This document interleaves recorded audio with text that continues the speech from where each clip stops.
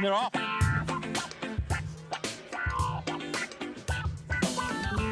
Further Faster, the best independently owned outdoor store in the known universe. Whether you're heading out on climbing, paddling, tramping or running adventures, look no farther than Further Faster for all your gear and expertise needs over the winter. Head over to 57A Buchan Street, Sydenham or Tautahi Christchurch or hit them up at furtherfaster.co.nz. And look, before we crack on, we're heading down to Further Faster Friday 17th of October for a live show. This is the weekend of the Crater Rim Ultra, so join Ali, me, and a host of special guests for an excellent evening celebrating the sport that we love with some absolute legends, and by that we mean you lot, and Rocky, and Jules, and Badger, and the amazing crew at Further Faster. So stay tuned for ticket sales soon. It goes something like further, faster, there in Christchurch. Rocky is hairy and so is Badger. Jules is nice and Jacob is delicious. Go to further, faster now. Oh, further, faster, there in Christchurch. Rocky is hairy and so is Badger. Jules is nice and Jacob is delicious. Go to further, faster now. Dirt Church Radio. Episode 382 of the Dirt Church Radio Trail and Ultra Marathon running podcast. That didn't even make sense. Kia ora, I'm Matt Raymond. I'm Ali Pottinger. And look, before we start, support Dirt Church Radio on Substack.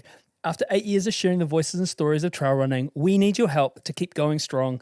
Your support helps us reach new places, share more interesting stories with interesting runners like this week's interesting story, and continue documenting the sport we all love. So join our community to help fuel the next chapter of Dirt Church Radio. We'd really appreciate it.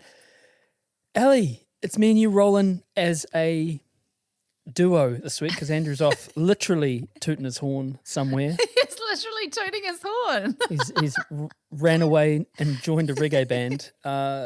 Not a euphemism. How have you been? Pretty good, yeah. I did the Great Forest Road again in the weekend, it's something that I try and do every year, and I just love it. It's so much fun.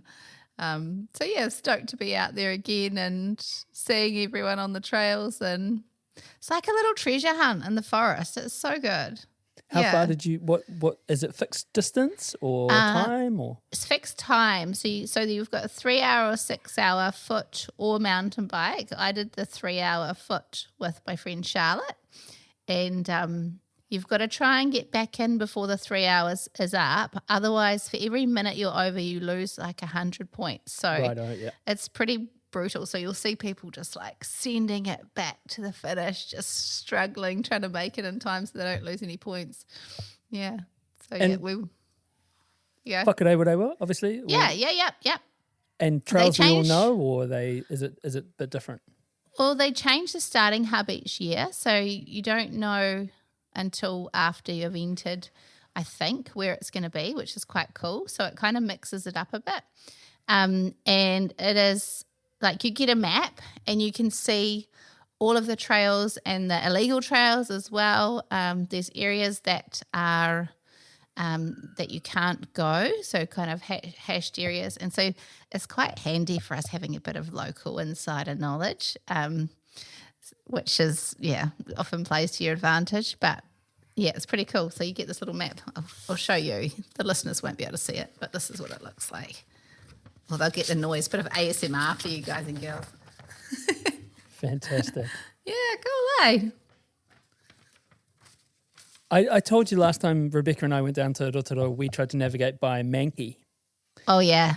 Which, for those, if you are listening from overseas, in Rotorua, if you go to the Rotorua Information Centre, they will sell you a Mankey, which is a map/hanky.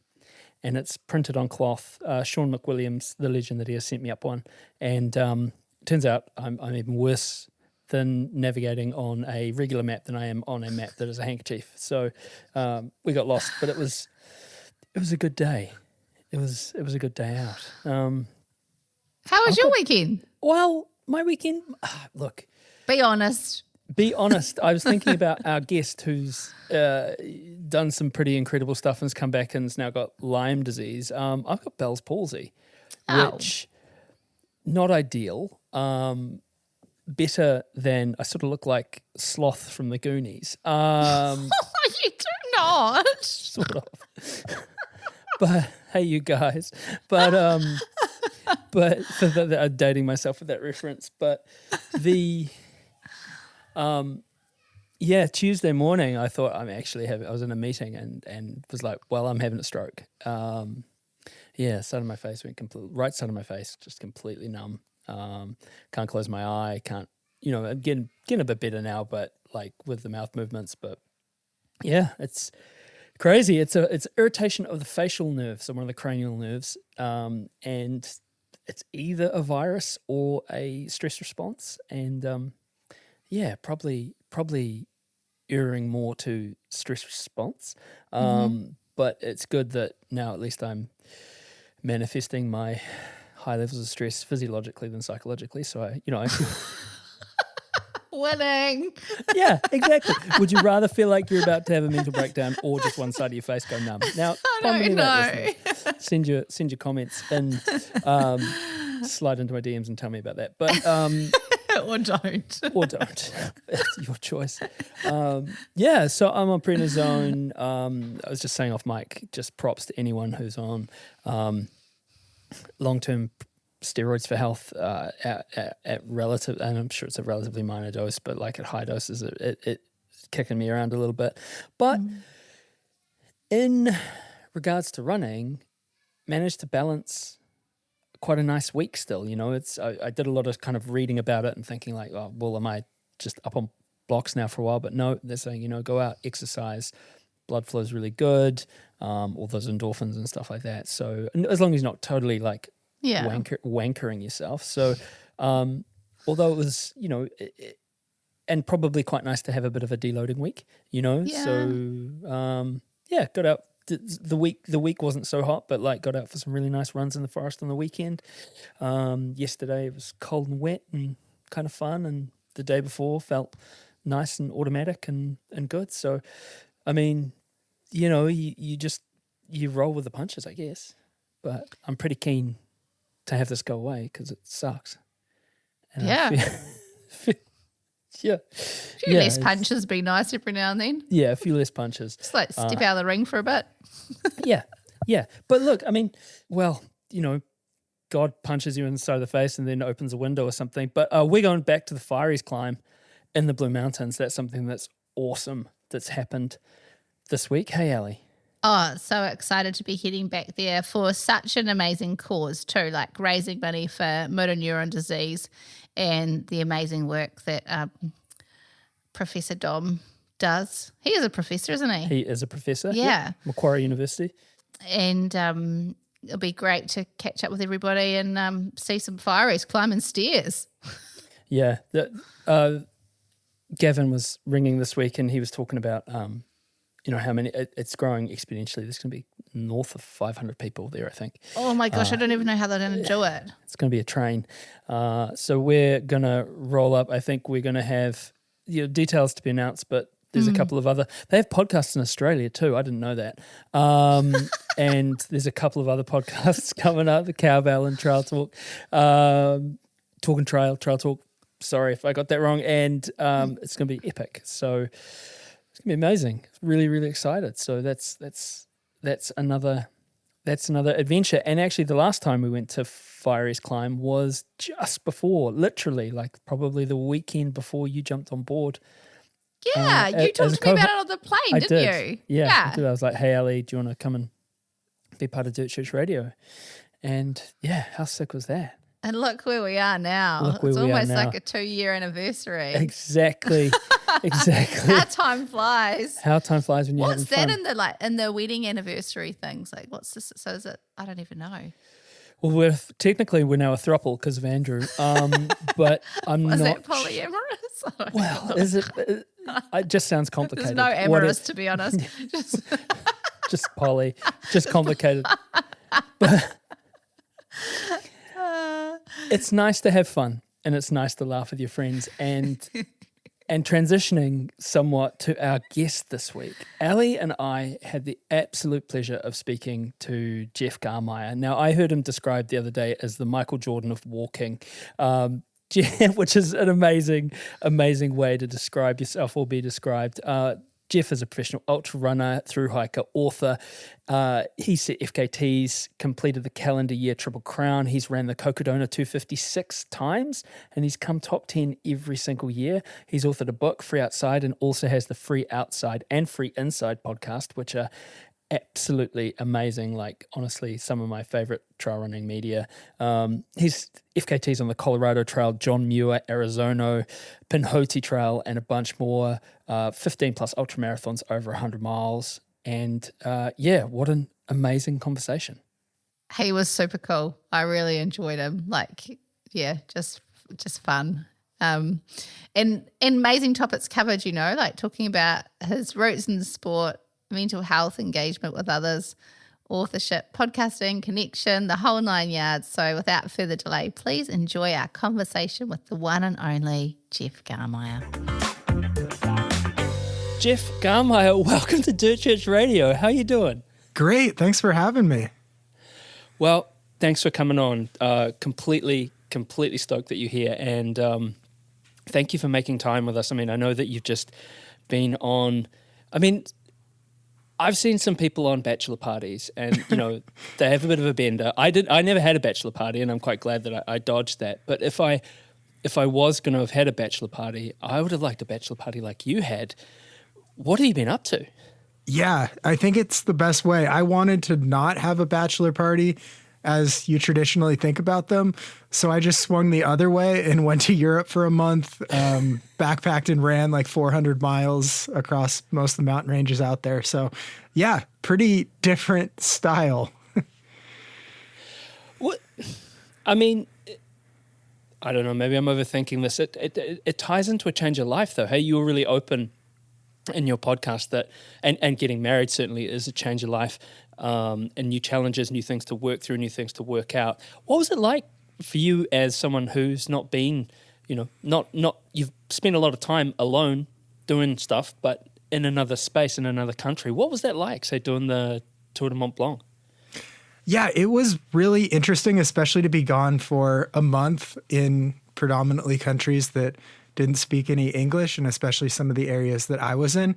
So like I show up and enter through Portugal and then fly to France.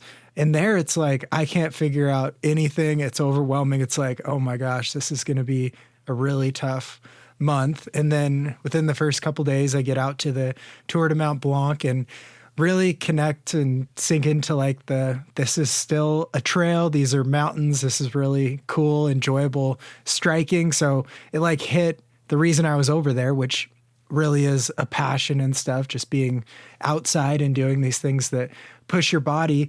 And then kind of over the month I would do like a 4 to 7 day adventure and then have to work a couple days and walk around and see one of the cities because I had to be a little touristy as well. But over that time, through like 4 of these cycles or 4 of these weeks, I got so much more comfortable in my ability to figure it out. Even if the announcements are in a foreign language or no one can help me, it's like there's so many tools here, and just the confidence that I'm going to be able to use them right, get on the right bus, take the right train, get off at the right stop, all of these things. So it was really cool to be gone for that long. And I think it's kind of similar to like through hikes, or when people do really long adventures, or even start running, or something where you stick with it for a long time, as you notice the things that were really overwhelming and really hard right at the beginning.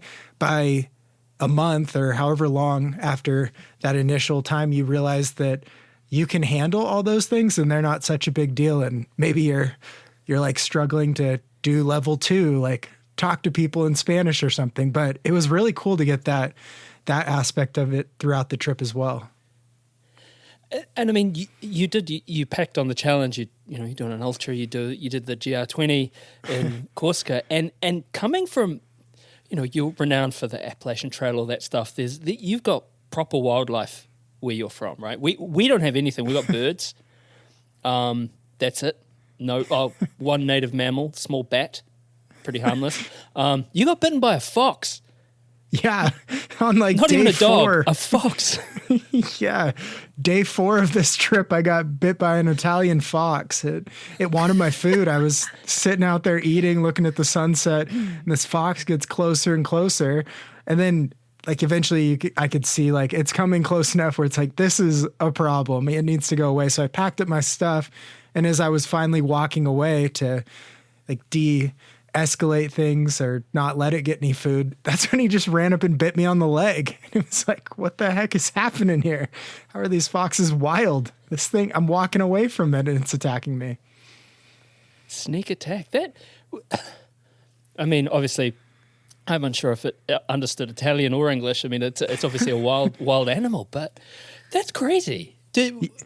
Were you like, I'm done, or was it just another kind of problem to solve? Yeah, I wasn't too worried about it, I guess. I think when I told my fiance, she was more worried, and then she told her mom, and then I think I said it in a podcast or on a video or something on social media, and everyone else was more worried. And so it was one of those moments where it's like, I guess my scale of like what is worrisome in the outdoors is probably very skewed versus just catching the right bus or train felt more worrisome. But yeah, I wasn't too concerned, but then I was told I should be a lot more concerned about it. Did you need to get a tetanus shot or something? Like, I don't even know. Do foxes carry tetanus? Yeah, I probably should have. I went to the pharmacy and they said like an antiseptic thing was going to be good enough, but they've eradicated rabies in pretty much all of Europe. So at least that wasn't a concern because that could have been really bad. So that's kind of where things were at. I was unfazed by the outdoor aspects, whether it was some of the scrambling or cool stuff that I did. And yeah, even like the ultra marathon, one part of the required gear was a helmet. And it was like, well, I have no idea what this means or why we need it, but I guess I'll figure that out. And then, just some of the more, just probably the things that people who've traveled to Europe or traveled a lot, I think those things were the bigger things that stood out on like, room for improvement. Fox bite, that's okay. Happens all the time in Montana. No big deal. But having your passport checked, booking a flight to a different country, a little different. Yeah, you're so right. I remember I spent a long period here not traveling and then going over with Ali for the first time to Australia to commentate at Ultra Australia. That was a whole new different thing. I had to get a passport renewal and get everything. And and that's a country where we speak the same language. And, if we're pretty close in terms of sort of culturally and, that was fine. But I remember thinking, geez, getting to a new airport for the first time, that I was more worried about that than going out in the bush with snakes and stuff like that. It's amazing how that works. Our brain, what we pay attention to in terms of worry. Yeah, the second you send your bag through like the security machine, you're just like, did I accidentally pack a bunch of illegal stuff? I don't know anymore. Like, here we go. I was going through Sydney domestic airport. I was much later, travelled heaps. And I had a T-shirt on, and it was the Aotearoa Marathon of Afghanistan, because the people who organised the Afghanistan Marathon in Afghanistan had to get out pretty quickly when the country fell. Long story short, they come here to Aotearoa, and they wanted to recreate the marathon, and so my family helps out. And I had the T-shirt on. And I saw the security people start running towards me as I was going through. They had the wands out, and I was like, "Okay, oh my gosh, am I being randomly singled out here? Like, what's?" Yeah, as if someone like looking to cause any issues would dress so blatantly to be singled out immediately. Yeah, 100%. It's the last thing they'll suspect. Yep. So, taking it back, again, it's almost like we come to this spot, and you're fully formed, you in the consciousness and doing the podcast. What was your first taste of sport? Wow, probably like when I was 4 years old playing soccer, and I was very competitive then. Like as soon as there was a chance to win or lose or just try really hard at something where that was celebrated, I was all in. So from then on, it was play as many sports as possible. I think I just really, because I liked the practice and training and stuff for them as much or more than the competitions or the games. And I think that's what I really appreciated is like if you practice or try harder at this thing, you will get better. Or even if it's a skill or something like throughout my life, like teaching myself to ride a unicycle, it's like, well, I can do this. I just need to practice until I can do it. And I think those kind of things are so enjoyable. So yeah, the aspect of sport and how it's so simple, if you put your time in doing the right things, you're going to get better. I mean, it's interesting that you mentioned riding a unicycle because there's a lot of your life that sounds like it has been quite solo. Lots of time out on the trails, FKTs, and now you're entering this new phase of getting married. How much of an adjustment is that? Like you must have been so used to being in your space. Like talk me through what has led to this big life change and how it is kind of embracing that part of life. Wow, not a deep question at all. We could ask some superficial ones if you want. Yeah, let's see how Hang on, I've got nothing. What are your splits? That was like $1 million transition from unicycle to getting married too. That's why we lure you in. That was really incredible. Yeah, I think it's been really interesting because it was like this. When I was 20 years old, I jumped into the world of thru-hiking, and that's where I kind of found my identity as far as like, I have this much money to do this thing that I want to do, and my parents aren't helping me out. Like, I just have to figure out how to do this on my own. If I don't buy enough food, then I'm going to be hungry. If I break something, I'm going to have to fix it. So I think that was like a really good way that I grew up. And then that continued to grow from doing like the calendar year Triple Crown or the Great Western Loop, like 7,000 mile or 8,000 miles in a single year. And then I started doing FKTs, and then it was like, well, I'm meeting and I have some of these friends, but I don't really have a community around me. And then I kind of got that forced into me, I think, with COVID as well, especially like being a part of a run club and a leader of one and making friends like in my immediate vicinity, doing things socially, going and running the trails here with people. And I think that really opened my eyes to finding some balance for some of these things. Like what am I chasing with an FKT, especially if the joy for me is in the process and I love testing them and going and getting them, but I don't think it's something that carries the same weight. And I tried to make it do that in 2019, where I like jumped between FKTs and tried to squeeze as many in a year. It just kind of lacked a different part of life, I think, which is the celebrated or be proud of an accomplishment or something rather than just finish one, jump to the next one. And so, yeah, I think of all the negatives of COVID, it forced me to settle down and look around a little bit and figure out how to have a more well-rounded life. And I think over 6 years or so that led me to now where I'm trying to have a more balanced life, but I'm pretty independent still. And that's the thing, isn't it? We think about marriage or we think about connection as being this sort of not codependent, but there can be an interdependency, right? Where you can be absolutely, literally wedded to someone and have, concurrent goals and concurrent things that don't necessarily have to be the same thing for each person. But that's the challenge. And I don't know anyone who's ever figured that out, right? I think we're going to try to have a perfect marriage, so maybe we'll be the first ones. Yeah, I actually wrote a book on it. It's called Perfect Life, Perfect Family. I can send it to you. Perfect Wife, Perfect Life. That's going to be our book. That's exactly. My goodness. We were just talking as you came on, I'd written something this morning and I said, I remember what the first words my wife ever said to me. The first time I ever met her was like a random meeting in a hospital staff room. And it's funny how that can stick with you. And it was like, hey, if you're hungry, I've got a peach in my bag, but it's bruised, so you might want to leave it as a last option. Said in that tone, like completely like a random thing. That's how you get them. That's the style. Yeah. That was her. I mean, obviously the trap was set from that point on. And, You were hooked from then on. You were what like, am I wow, going to do? Pretty much. And Actually. she Matt wants me. He was saying it was pre-emojis too, so it didn't have any. Yeah, it was like 25 years ago. It wasn't anything. There was no subtext there at all. It was just it was just about a peach. But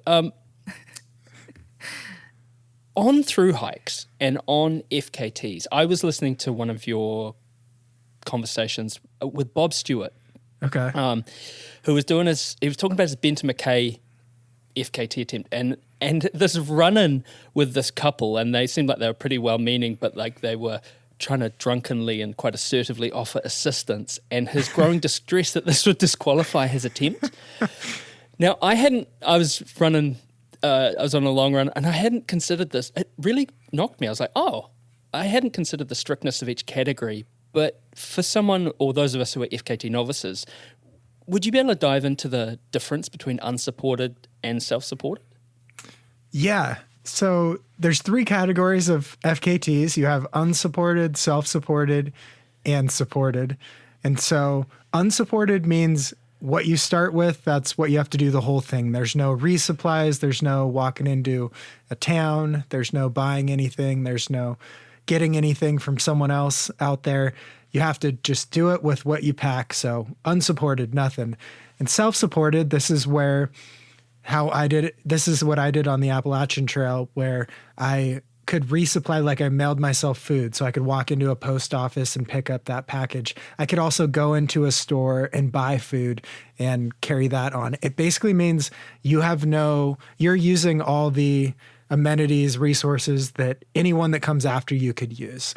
You're not pre-setting up someone to come out and give you something. You're just using it kind of through hiker style. I think it used to be called like 20 years ago, but now you're self-supported, self-sufficient based on what everyone else can use. And then supported is when you can set up as much as you want. As long as you cover every step by foot on that route and connect the footprints on the whole trail, then you're good. Beyond that, people can carry your water, they can carry your food, you can sleep in a van, they can meet you anywhere. So it's basically, you just have to do the route as fast as possible. And as long as you did that, everything else is allowed. So your Carol Sabe on Te Araroa, that's obviously fully supported. So he's racing, he's doing that. But so then your mate who's doing the Benton McKay, if he'd have taken a single nacho chip, that would have been him done. Yeah, there's stories of people that accidentally get water from someone and it changes the category of their FKT. So yeah, it's tricky, especially because you're so tired. So it's almost like if you're in the desert, you don't have water, you're really tired, someone offers you water. That's like gets to be a hard test, I imagine. So it's tricky with some of these. I think one trail, I think it was the Long Trail, someone who lived in the area tried to put out like some cold drinks or something for me, and it was with a note, and I was like, well, I can't take any of these. Like, this is unsupported. So yeah, it is tricky, especially as the following or the interest in these grows, that if you're self-supported or unsupported, you can't have that assistance that maybe people following want to give you. Is there a hierarchy, or is there a is there sort of an internecine 3-way war in the FKT world about what's the purest or what's the most efficient? Yeah, I mean, I can just speak being really biased myself. I think that the supported style is quite overvalued. I mean, these create the fastest times, but it also makes it the least accessible for people. So if a 20-year-old is completely fit and able but doesn't have the financial resources to rent a van or find 20 friends to mule him the entire route, to compete with these professional runners with near bottomless support for endless support financially to do some of these things. So I think that's always celebrated the most by some of the media and stuff, just because it is the fastest pure time. But I think it's just a smaller pool of people who can compete in that realm. And that's why I think the self-supported and unsupported styles are much, I think they're nicer, better, and easier to compare across eras and stuff too. I mean, everything is going to change over time, but at least like for example, muling, where you're carrying your runners water and food while they're just running it. You have maybe 10 pounds of stuff that they need, but they don't have to carry. That's a pretty recent thing that's happened to make some of these times faster on the supported side. And so I don't know. I just think that takes away, it's just a different experience, I guess. But I would say self-supported or unsupported are very cool in that it's a lot more than just a physical test, and you have to have the right reasons for doing it. You have to have some strategies when it's really hard, because you can't just lean on whoever's out there next to you or ask for someone to run to the store and get you a cheeseburger or something. It's very, you're just in it. You're in it until it's over, or you quit when it's self-supported or unsupported. I can imagine with that approach too that, it would lead to a lot more connection with nature probably. Like you'd have just more of that kind of isolation and I want to say time, but slightly less time pressures, but still time pressures. Like, do you find that? Yeah, it's a really interesting connection to nature because it's really becomes driven by how you adapt to it over kind of within the first week or two, especially like the sun.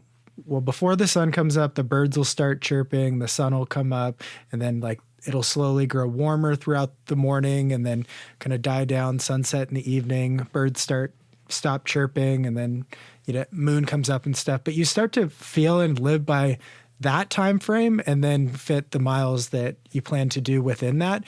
And I think that's the really cool way your body adapts and appreciates nature is it's driven by, because you're not spending pretty much a second inside. So you're just really out there doing nature just like all the animals, I guess, with just very, very similar construct of time. Like it's very unique and hard to put into words how it feels because you just kind of adopt this new, like, especially like a circadian rhythm that matches how the days work rather than tomorrow you got to set an alarm for 4 a.m. versus the next day you can sleep till 10 a.m. Like your body just jumps into a cycle that works and it feels really natural. And of course you're sore and tired and it hurts, but it's very rhythmic. It just feels like it naturally fits into what you're doing.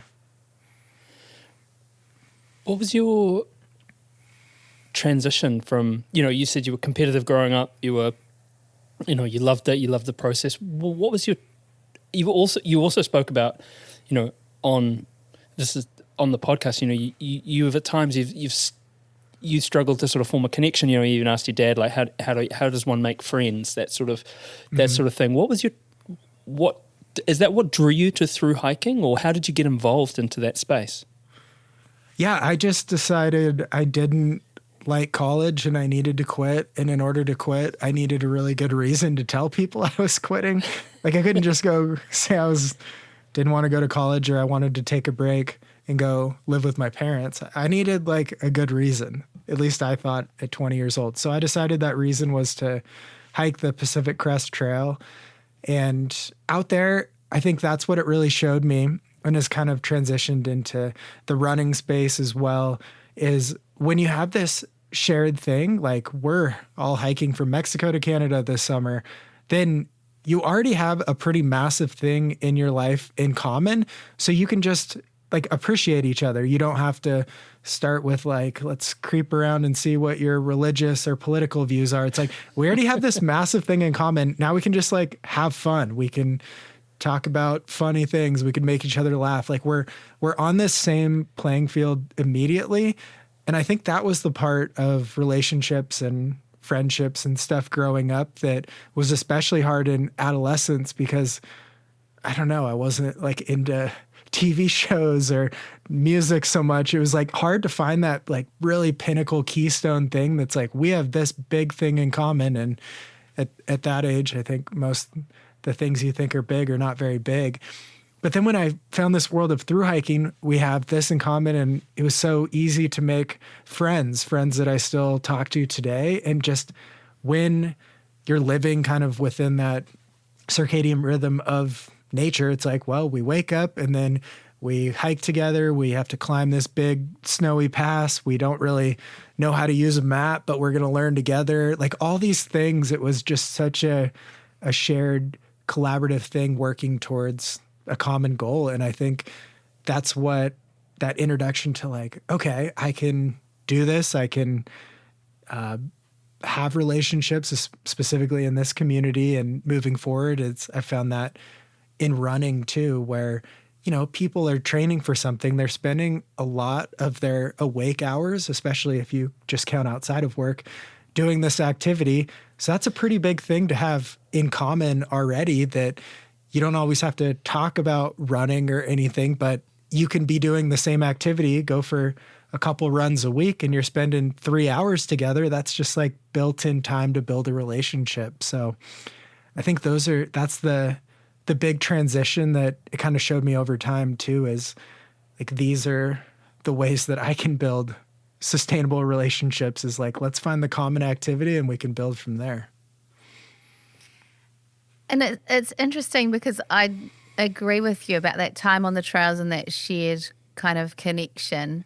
And people have asked about it, and I've said, it's these side-by-side conversations where it's kind of non-confrontational, and you end up sharing and getting to know each other way faster than you would if you were sitting straight across from each other, which now we're kind of doing with this podcast. But I guess you've spent that time with people. How has that translated into podcasting? Like what? Yeah. Well, I thought step one, get better at talking to people while you're on a trail. Step two, record it so everyone can hear. Yeah. Right into a microphone across from each other. But I started it with the only real goal of getting better at putting stories or what happens into words, just because I think that's a really important part of life and what makes us human. And so like this past month, I think yesterday I put out a podcast on the GR20, and just walking through it, like I made some notes along the way, and it's like, let's just practice sharing an experience wherever it goes. And I think that that's a muscle that's pretty important in a world where we're consumers a lot of the time of a few different things versus putting our own words out there and chatting with people, whether it's one-on-one or however it may be. So I just really wanted to develop that in the sense that I don't know if people will listen, but I can at least get better doing this, and it'll hold myself accountable having to put it up there.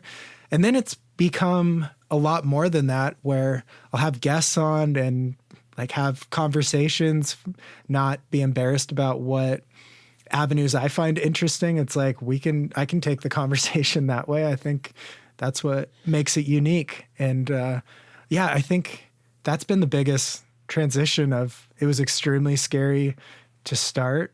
I actually started it on day one of Cocodona, so I wouldn't even see anything about it for 3 days. Like while I was running, it was like, I can't take it down. I can't pay attention. It's just going to be out there. And then I was in, and then it's kind of grown from there, but it's been a developed skill, slowly developed. Look, I mean, I've been doing Dirt Church Radio, and we started it exactly the same. My friend and I, Eugene, we were out on the trail, and he said, what would happen if I was editing a magazine. He's a journalist. I'm not a journalist, but I was editing a magazine. And he said, what would happen tomorrow if you quit your editing job and started the podcast? Would you be upset? I said, I'd probably be a bit worried about it for about 10 minutes, and then it'd be all on. And I think a week later, 10 days later, we were recording our first episode and same thing. But look, which feels 8 years ago, that's like about 1 million TikTok years, right? This this format is now glacial in terms of new media, right? This is like a glacier road. Oh God, this attention's. We've been talking for 28 minutes. That's Yeah, we sit right between. What more could we be doing? But We sit I love your between podcasting. TikTok and book readers. Like That's podcasts exactly are right Moby in the Dick. middle. TikTok, Moby Dick, Dirt Church Radio, Free Outside. I love your podcast, dude. I've consumed a lot of trail media over the years, and it's informative and it's inspiring, actually. And oddly, I don't know, your pace, your timbre, it's on point. So Thanks. that's not a question. That's just I just wanted to let you know that, yeah, man, it's real cool. I listened to the Corsica pod on us driving to work, and it's so cool. So yeah. So I have to ask now, what did you feel like when you published your first episode? Were you concerned? Did you? Oh, were you- complete imposter syndrome. Yeah.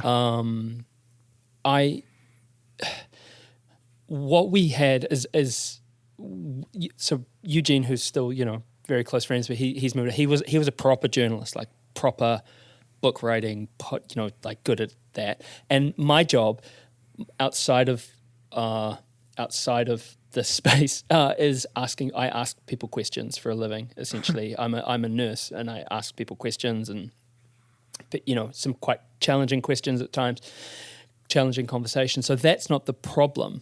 That was never the problem. Having a conversation that starts at a point. It was that thing of what will people think. But we just had to press go, because if you. If we'd built a background for a set, I mean, we didn't have Zoom. This was pre-Zoom. If we built a background for a set, then what were we going to do? There's no perfect time to just go, right? You just got to go when you got to go. Yep. And then, the rest is history. I think that's a really big thing these days that's really hard is you can look around at short form media or anything out there and just want to do everything. And I think that's the hardest thing, because if you want to do everything, you just kind of end up don't doing anything. And if you just, it's like, okay, I want to do a podcast, so I'm going to record one within the next 2 weeks, upload it, and we're going. Like, I think that's the way to do things these days before you overthink it and you see some bro on TikTok telling you that you got to be able to do 200 push-ups before you're cool or something. I like that. I think it's really good to emphasize that, like, such a successful podcast and you just started it. That's the key. You don't have to figure out the recipe. Learn that along the way. I'm sure it's the same as on the trail or in an ultra. You learn by doing. Mm-hmm. Yeah, big time. With that, I often say, if you have a platform, use it wisely. What do you want people to take away from your platform, your podcast, or what you're speaking to people about or sharing experience-wise? Man, you got the $1 million questions over here. These are wow. off the top buckle. Yeah, no kidding. Hey Jeff, what are your splits? Yeah, do you want my favorite color?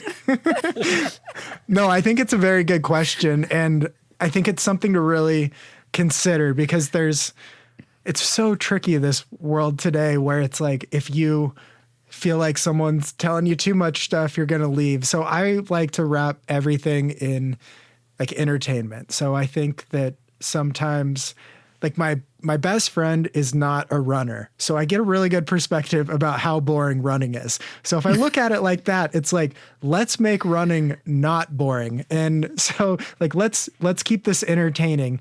And then within that, I like to really open a space or chat, or especially leave room for, I've talked a lot about like mental health or being vulnerable, and especially some of these things as men, because I have actually a lot of younger men that listen to my podcast. And I think in a way of like, this is a funny story or thing that happened to me, so it's entertaining, but also vulnerable, and I'll throw that out there. And it's okay that not everything's perfect, not life isn't completely optimized and everything like that. So I think it's the the two themes. Well, I know it's the two themes, and thought about this a lot the first year, but of entertaining, like people want to listen even if they don't completely know the sport. Like I had the commentator for backcountry skiing in the Olympics on. Like it's just funny conversations like that. If I can keep people listening to something they don't know anything about, then I've won. And then also just vulnerability, like everyone coming on, whether they're Olympians or whether they're just someone that happens to be named Jeff during the month of Jeff. They're all like really, they have good stories to tell. They're all interesting people. It's just like we all have our things and we're all different. So I think that vulnerability side is quite big. You're the second in our triarchy of Jeffs. We've had Jeff Browning on. Now we've got you. And when we get Peltier on, I'm not sure what will happen. Maybe a portal will open or something. But no, I think I've had like 25 Jeffs. So you've got a ways to go. Oh, no, but those are the three we've identified. But yeah, no, it's... I'll send over my document of all the Jeffs in the world with contact info. It's called Club Jeff. Is it a map?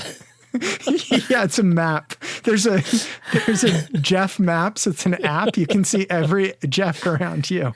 A Jeff Map app. That's fantastic. Look, my job is mental health, right? That's what I am paid to do. It's what my degree is in. It's all of that stuff. And so much of content about mental health, especially on the internet, just makes me want to throw my phone. Like, take my phone, throw it into the river by my house, because it's so self-conscious. It's clangy. It doesn't ring true. And I mean, you just speak about it in such an unself-conscious manner that is entertaining. You know, like were you surprised that resonated with people, especially because you're known for, like, you know, you've done every Cocodona, you've done top 10, you've got your FKTs, and then you're talking openly about, like, you know, you freaking out on the start of Cocodona because, you know, your trackers put you in, where was it, Africa in 1963 or something like that? Like, yeah, Africa in 1969. We have made it back. Yeah, fantastic. My dad was in Africa in 1969. Anyway, that's a nice side guy. story. I've met him. Yeah. Keith Raymond, what a legend. But he, were you surprised at how that resonated? Because it's honestly it's incredible. The manner in which you talk about it. Yeah, really good question. And I don't think I've been asked this, and it's really, I got a good answer, I think. So I wrote a book before I had a podcast back when, you know, people read books, and then I just am slowly following the content. Give me 10 years and I'll be a TikTok legend. But when I was writing my book, there was a pretty big moment where it was like I was writing a section about why I was quitting my job to do the Calendar Triple Crown, which is backpacking 8,000 miles. And like maybe halfway through, I was incorporated this story, and it was like, no, I'm just going to actually write the truth instead of changing it of like, I was suicidal. And so I wrote that, and it like published the book, and people read it, and it's out there now. So it's like, it's like one line in the book. So the book isn't totally about that. I mean, it's very much about backpacking and the adventures and kind of finding myself as a 25-year-old out there. But it's a part of the book. It's a part of the story, but it's not the whole story. And that is kind of how I've adopted talking about it in general. Like you could probably go 10 episodes without me talking about anxiety. And then maybe there's 5 in a row, or I'll talk about when I was suicidal or something as well. And these stories come up, but they're not like the backbone. They're not the whole thing. And I think that's kind of how we are as people. And that's kind of how I approach it. And I wouldn't know how to approach it any other way because, yeah, the content online is terrible. And so I think just letting people into me as a person shows that as a part of me as a person, but there's also a bunch of other parts. And I think that's how we should think of mental health in general, is it's a piece of us, but there's also other pieces too. And I think that's probably a good realistic way to share too, because sometimes it's there and sometimes it's not. And it's probably really helpful for people going through it too, to, you know, recognize that it's the same for somebody else. Yeah, I think it's just one thing I don't know, maybe as a little kid, I couldn't sleep and was just thinking through this, but I've always had this thought like in my head that if there's someone in the world probably having the best moment of their life right now and someone having the worst moment of their life, and then there's kind of us in the middle. And that's like always happening. So I think that like if someone cuts you off in traffic or something, just thinking about it with that context of there probably is context, but we don't know it. And we're just all kind of on this plane of best to worst is, I don't know, kind of how I've thought about it. Just, yeah, sometimes I'm having a great day. Most of the time it's a medium day, sometimes a bad day. And then what filters through sharing along with that, or especially in the podcast or something, I think that is just kind of how at least life goes for me on, yeah, sometimes it's a topic. A lot of the times it's medium, nothing new. It's a good way to look at it. The other day I was out walking around this beautiful lake that we have where I live, and the sun was shining, the water was glistening, the light was filtering through the trees, and this lady was walking towards me, and I was like, "Good morning," and she's like, "Fuck off." Oops, I need a blue. And I was just shocked, but then I thought, like that, she's in a tough place clearly right now. Like, so I think where you touched on is like being able to show kind of empathy or consideration to recognize where somebody's at of a day is important. Yeah, like you probably weren't the reason for her really bad day, but you received the vitriol there. So just if you can attach context, then maybe it doesn't ruin your whole day, just your next hour.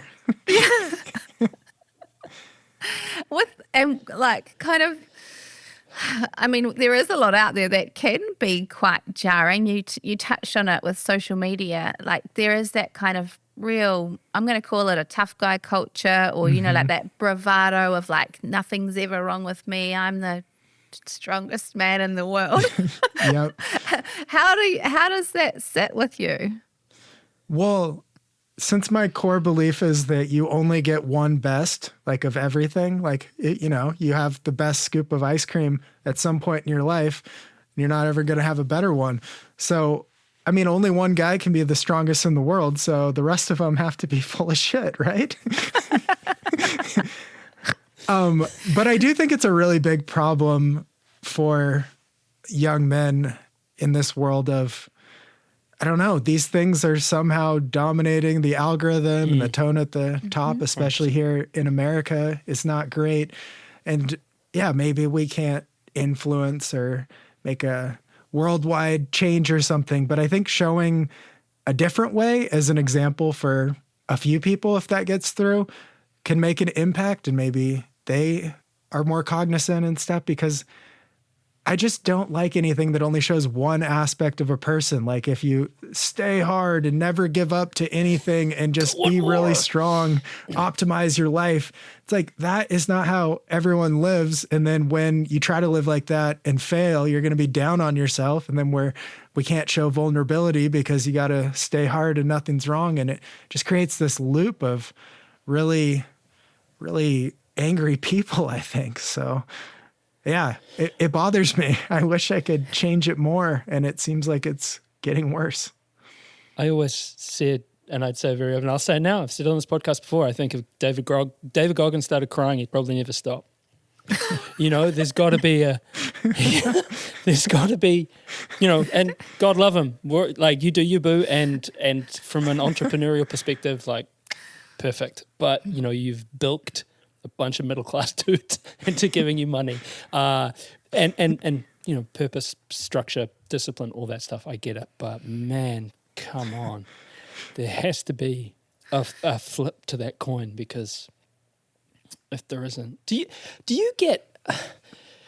Again, another thing, month of Jeffs, this is a celebrating Jeffs. Like, I love that thing of, like, and again, I've devoted my life to working in...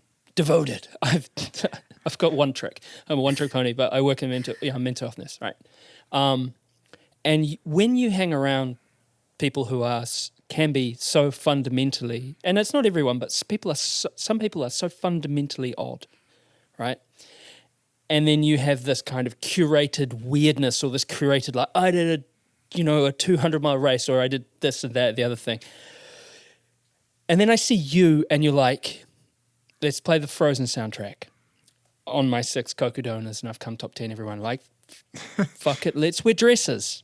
We're all in dresses. All my crew is in dresses. Do you get people like that? Must break people's brains, because it's kind of the antithesis of what tough looks like. And I say that in air quotes. Do people reach out and be like, bro, what?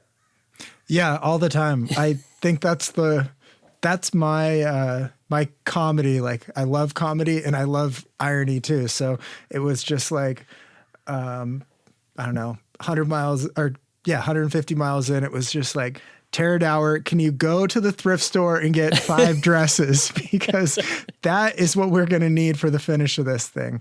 So yeah, I think that like these things that we're doing, whether it's through hiking or an FKT or running, like none of them are to the point, or we're not to the point where you need to clock in like your 9 to 5. This needs to have a little deeper enjoyment in it. And if it's fun and making you laugh and recreational, you can also do really well. I try to be the example of that.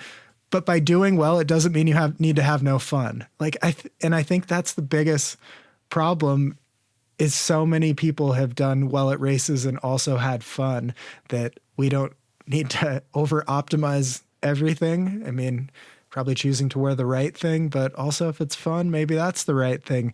And we don't know the connection totally between physical and mental too. So if you're creating a better consciousness or mind or just attitude about what you're doing, then you're going to be more successful as well. And maybe that's just different than wearing the traditional race kit. But I think that more than makes up for anything about any minutes I lost putting on a dress. Can I ask that about Cocodona too? Like the progression, and I want to get to sort of you jumping into the world of ultras, but in the 6 years that it's been going, what are your thoughts on the especially this year, we're at the pointy end, and you're in that pointy end, right? You're top 10. But at the pointy end, Rachel going hard. Whenever I see Precision Nutrition, I mean, they're probably ruining our sponsorship now. I think, this is an F1 pit crew stop, and this has been dialed in. It obviously didn't start like that, but it sort of, this year it almost looked like a double Western, where at the pointy end, everything's so efficient and we're just going.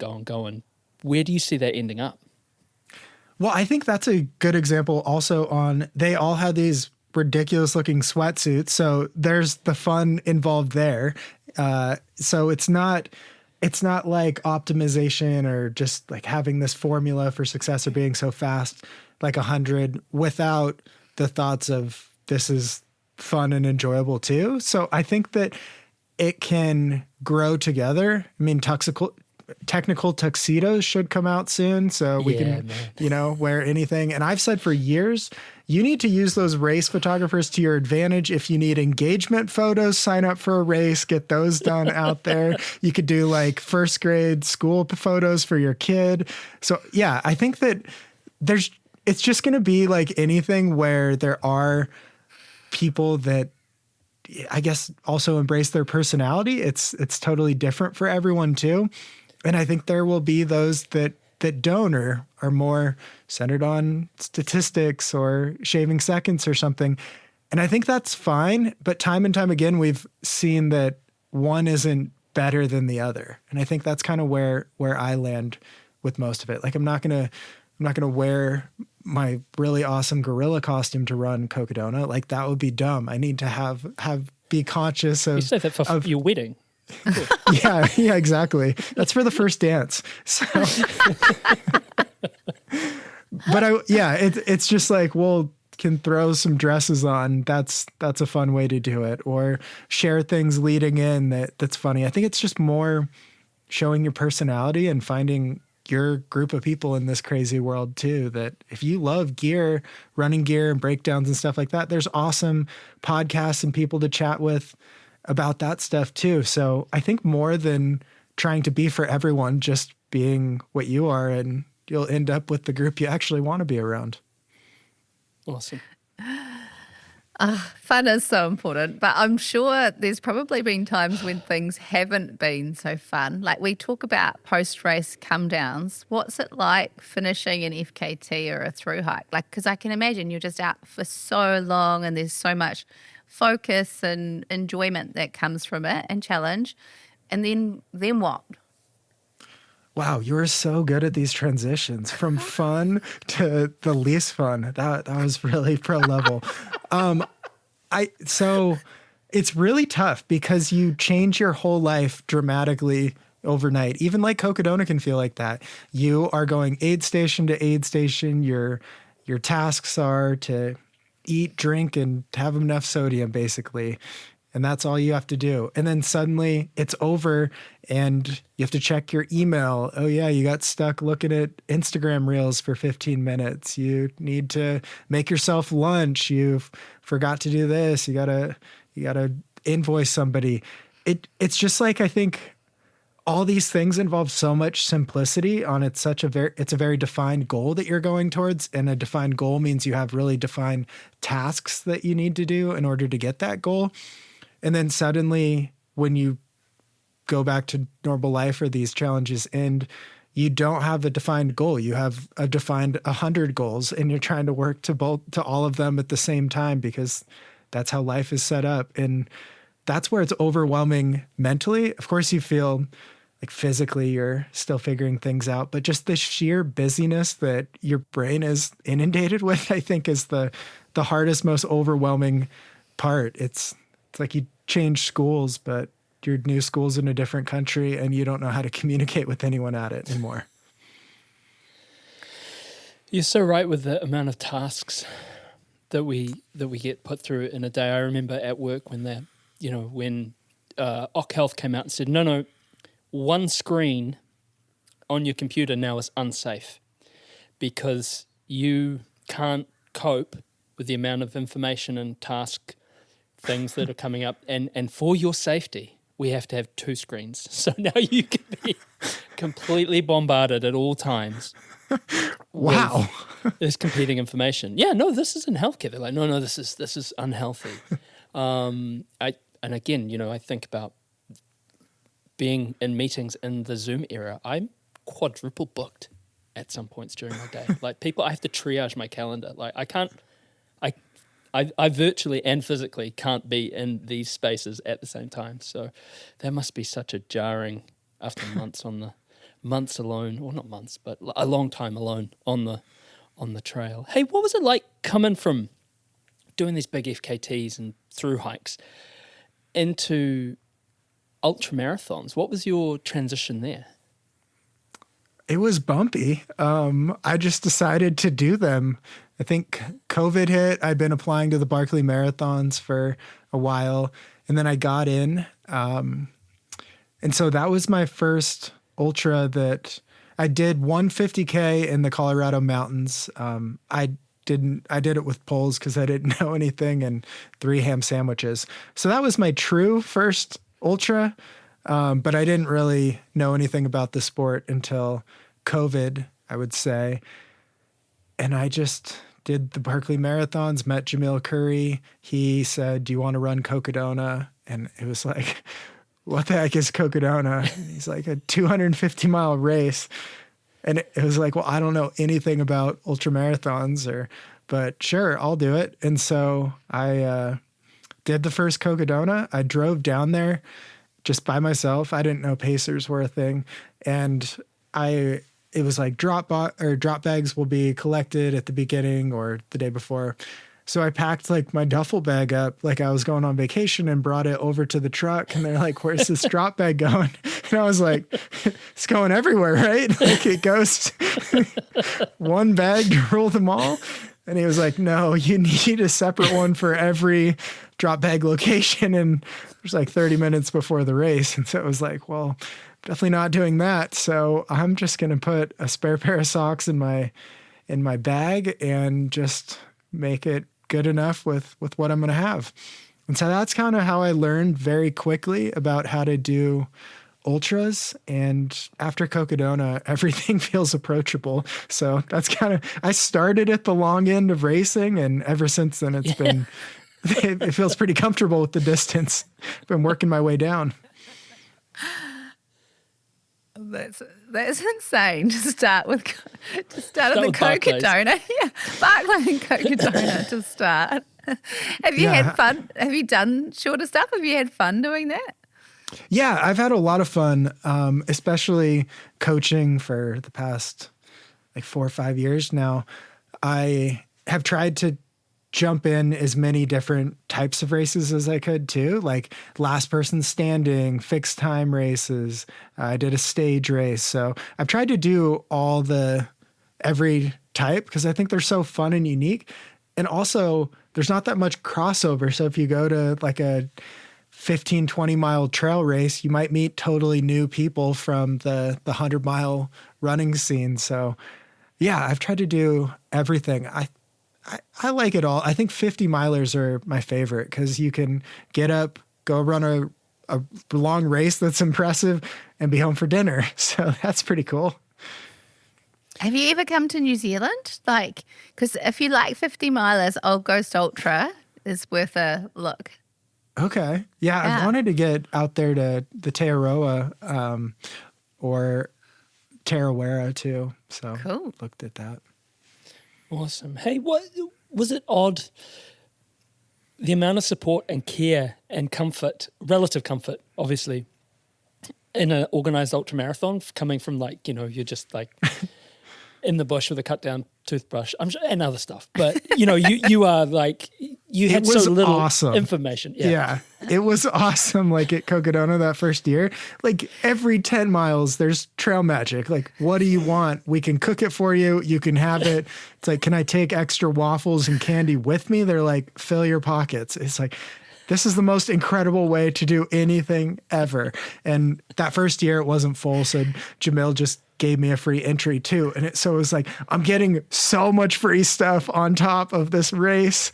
At the end, they gave me a belt buckle and it was like, I don't have a belt, but I'm going to get one just because of this. Yeah. There's nothing like your first, it was so awesome. You didn't even need that drop bag. Yeah. I didn't even really think about it as a race. It was just like, this is pretty cool. I just run when I want, eat a bunch of stuff, and just like finish this thing whenever. How do you, as a coach, how do you convey that sense of, because everyone's got their different size gas tank, right? Or, whatever you want, a different size parachute, whatever you want to say, in terms of what they feel they can achieve, or that sense of fear or anxiety around a race distance or something. As someone who's kind of, you've knocked the top off most of them. How do you convey that to people? That like, how do you imbue that sense of fun into training or fun into race approach?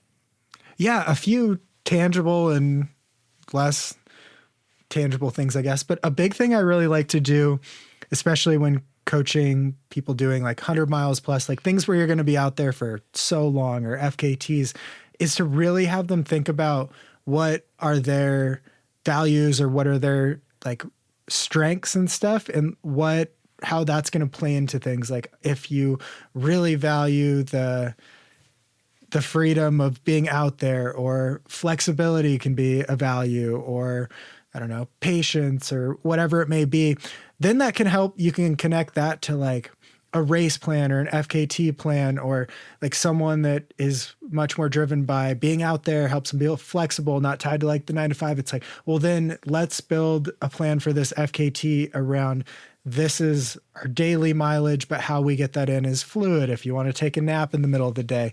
So that's like pretty tangible way to apply some of these anxieties, is like, let's focus on what makes you a person, and then we'll just start applying that to what this adventure is. And the other thing is like letting people know when you are nervous or anxious or anything, that's a really good thing, because it means you value it. Like you're going to put the time into it. If you just show up to all these things that you're not nervous about, you're not pushing yourself in the ways that elicit like real feelings. So going into something, nerves or anxiety or questions, can be some of that fuel along the way that is like, okay, because I'm nervous, I got to go do my workout today, or I got to make sure that I'm eating enough to recover after my workout, or I need to not do anything on my rest day so that I'm ready for the next day.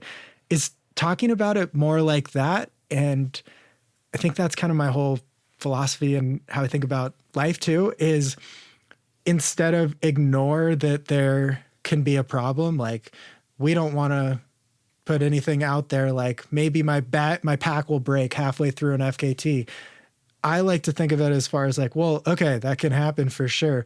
But if that happens, what would I do? Okay, I could tie it together with a different strap. And that actually happened to me during an FKT, 25 miles from the end of the John Muir Trail. My pack broke. I tied it together just how I'd thought through in the sauna over the days leading in. And it was like, okay, the problem solving worked, it connected. And I just used some of that anxiety to think through what are some things that could go wrong? How would I solve them? So I think just thinking through it in terms of acknowledge that it's there, acknowledge the nerves are there, and then use it in a few different ways that are leading to positivity or just mental toughness or strength along the way is like, here's the examples of why I can be successful doing this goal. Like, so I think it's a tool to use rather than ignore exists. And at least that's how I like to think about it.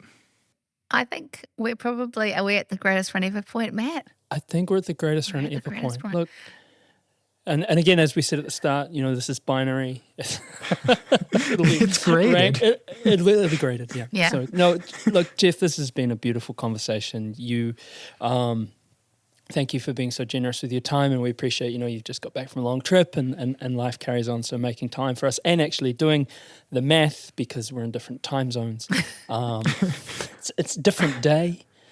I was messaging you on the plane, not knowing what time zone I was in, not knowing what time zone you were in, and not knowing how that equated to where I'm going to be. So it was tough. You did well. You did really well. Africa, 1969.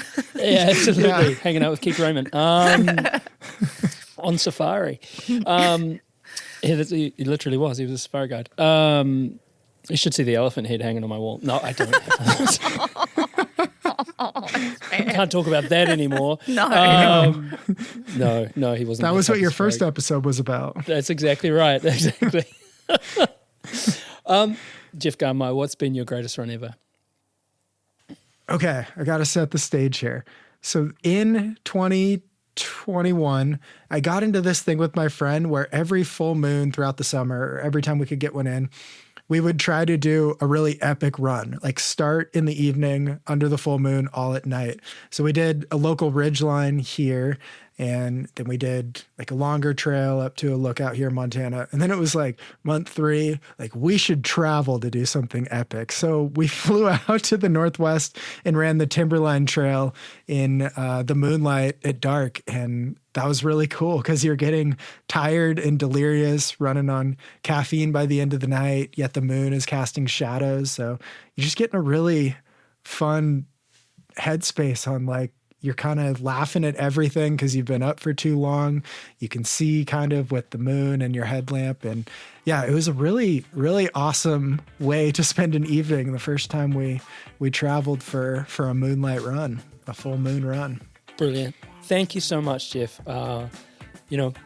Congratulations on your upcoming nuptials, and look forward to, connecting in the future, and hopefully one day we'll see you down in Aotearoa for that Te Araroa. Yeah, that would be awesome. Thanks for having me. I find I don't fanboy out too much, but sorry, Jeff, and I don't want to be awkward. I was fanboying out. I think he's brilliant. I love listening to his podcasts. You hardcore were, Matt. I'm just going to put that there. Yeah, I could see. I was like, love it. Matt had little love hearts coming out of his eyes 100%. at Jeff, just like, you're He's the fantastic. man. He's fantastic. He is super cool. Yeah. And as I said before, as a mental health professional, 99% of mental health media out there, or at least what my algorithm's popping up, just makes me want to get my phone and throw it in the river.